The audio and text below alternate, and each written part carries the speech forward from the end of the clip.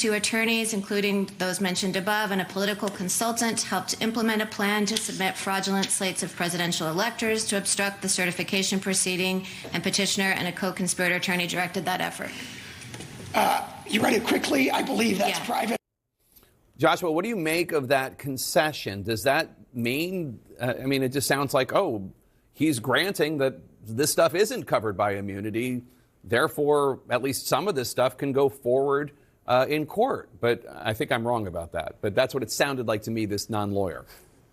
I don't think you're wrong about it. I thought it was an extraordinarily important concession. And I thought it was telling that Justice Barrett was the conservative justice who was by far the most skeptical of Donald Trump's position.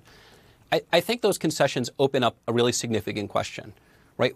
Everybody seems to agree that the indictment against Trump alleges a number of acts that were private in the sense that there's no real claim that they're covered by absolute immunity.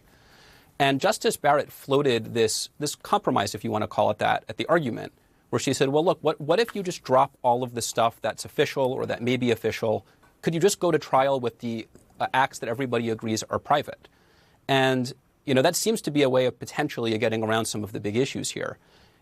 That in turn opens up this big debate about, even if they did that, could all of the official acts, which provide essential context and color for the entire conspiracy that's alleged, could those be brought in as evidence?